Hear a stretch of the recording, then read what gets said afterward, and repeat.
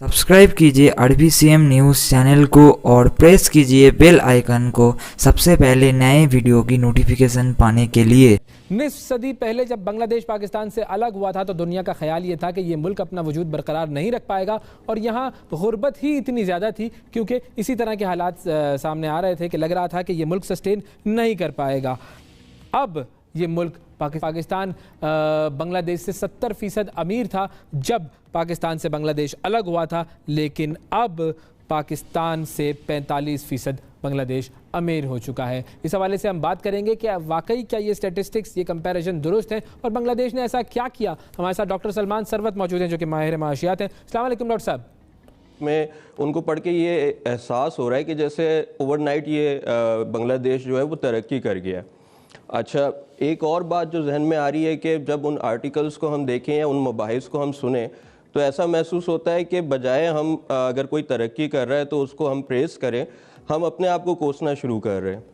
और ये शायद हमारा एक अमूमी रवैया है कि अगर हम किसी चीज़ के फेवर में होते हैं तो बहुत ज़्यादा आंखें बंद करके उसका फेवर करते चले जाते हैं, और अगर हम जिसे कहना चाहिए किसी चीज़ की अगेंस्ट हो तो उस वक्त भी अपनी बाइसनेस को हमें साइड पे रखना चाहिए और जो है एक ऑब्जेक्टिव एनालिसिस हमें करनी चाहिए।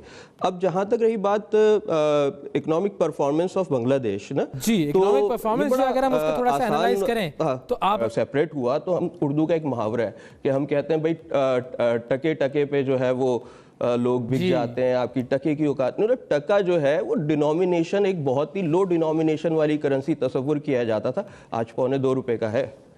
तो ठीक ये सारी जिसे कहना चाहिए कि चीज़ें हैं, बिल्कुल जिसे कहना चाहिए कि बांग्लादेश बहुत अच्छी डायरेक्शन में जा रहा है। हमें एनालाइज करना चाहिए कि वो क्या क्या फैक्टर्स हैं जिसकी बुनियाद पे उसने ये तरक्की अचीव की है। अच्छा, अगर हम फैक्टर्स की बात करें तो क्या ऐसी चीज़ें हैं कि जो कि सबसे पहले मैं आपसे ये पूछना चाहूँगा, फैक्टर्स पर हम आते हैं, लेकिन क्या ये कंपैरिजन जायज़ है? फॉर इंस्टेंस हम अपनी आबादी देखें और अपनी इकोनॉमी जो है उसका साइज़ देखें, फिर भारत की आबादी देखें और उसका साइज़ देखें, और फिर बांग्लादेश की इकोनॉमी और बांग्लादेश की आबादी और उसका साइज़ देख लें, तो क्या ये कंपैरिजन एक जायज़ कंपैरिजन बनता है? देखिए, अगर हम आबादी की बात करें तो सिर्फ GDP जो है वो उसको कंपेयर नहीं किया जा सकता, फिर हमें जाना पड़ेगा पर कैपिटा GDP पर, और पर कैपिटा GDP में भी अगेन जिसे कहना चाहिए कि नॉमिनल GDP पे भी पर कैपिटा कैलकुलेट होता है और परचेजिंग पावर पैरिटी पे भी। आपने जो फिगर कोट किए शुरू में वो नॉमिनल GDP के थे, जिसमें $1,500 हम जो है वो पाकिस्तानी कमा रहा है और $2,200 जो है वो GDP जो बांग्लादेश का है, ठीक है, पर कैपिटा। लेकिन अगर जब हम परचेजिंग पावर पैरिटी पे आते हैं तो वो बराबर हैं, उसमें इतना फर्क नहीं है, तो वो लिविंग स्टैंडर्ड इनकॉर्पोरेट हो जाता है। देश का ग्रोथ रेट जो है वो अगर हम कहें कि वो 7-8% जो है उसके ऊपर मेंटेन किया हुआ है उन्होंने। पाकिस्तान जो है वो अभी 3.94 की बात कर रहा है, जिसके ऊपर ऑपोजिशन को भी एतराज़ हो रहा है कि ऐसा कैसे हो गया। हुकूमत के बारे में कहा जा रहा है कि ये नंबर सही नहीं है। भारत का जो है वो ग्रोथ रेट क्या है? भारत का ग्रोथ रेट तो 1 पॉइंट समथिंग ही है, लेकिन इकोनॉमी उसकी बहुत बड़ी है, उसके मुकाबले में जिसे कहना चाहिए कि नॉट बैड एज सच।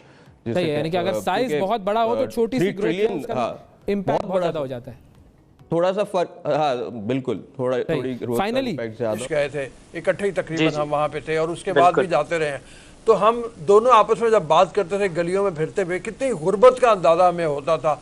हमारी समझ में नहीं आता था कि ये किस तरह से गुर्बत से निकलेगा। अब ये 3 सालों में या पिछले 5 सालों में हुआ क्या कि वो इतना आगे निकल गया। बिल्कुल आपको याद होगा वो साइकिल रेडियां और वो नालियां बहती हुई और गुर्बत के वो तमाम तरसीन जो हैं वो किस तरीके से थे, और इतने कम वक्त में इतनी होशरुबा तरक्की की है। और ख़ास तौर पर अगर हम कंपैरिजन उस वक्त से करें जहां से बांग्लादेश ने अपना सफ़र शुरू किया, यानी आज से निस्फ सदी पहले जब हमसे अलग हुआ और एक आज़ाद मुल्क के तौर पर कायम हुआ। आपको याद होगा, आपने ज़रूर पढ़ा होगा रूफ साहब, कि हेनरिक किसिंजर ने उस वक्त कहा था कि बांग्लादेश एक बास्केट केस है। बिल्कुल, यानी इसका ये एक नाकाम होने के सिवा इसका कोई चारा कार ही नहीं है। वहां पे इतनी कुदरती आफतें आती थी, जमीन इतनी थोड़ी, आबादी इतनी ज्यादा, वसाइल इतने महदूद कि कुछ नजर नहीं आता था कि इस मुल्क का कोई मुस्तकबिल होगा।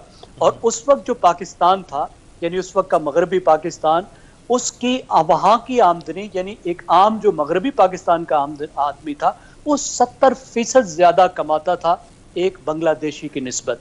और अभी जो ताज़ा तरीन स्टैटिस्टिक्स हैं, जो होशरुबा स्टैटिस्टिक्स हैं, देखिए अभी ये सामने आया है कि एक आम पाकिस्तानी की जो सालाना आमदनी है वो है $1,500, जबकि इस वक्त एक आम बांग्लादेशी की आमदनी है $2,200।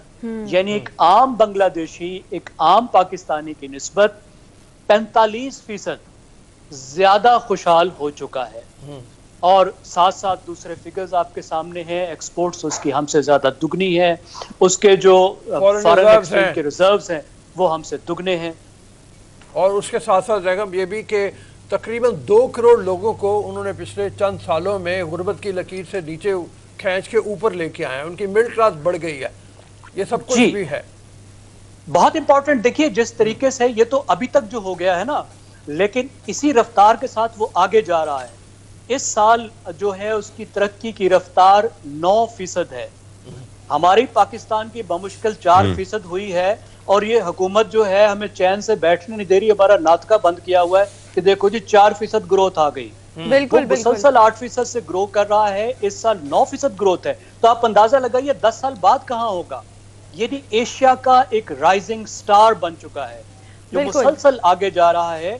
और अगर इसी तरीके से आप प्रोजेक्शन देखें तो ये तो पाकिस्तान से कई गुना एक आम जो बांग्लादेशी है वो खुशहाल हो जाएगा।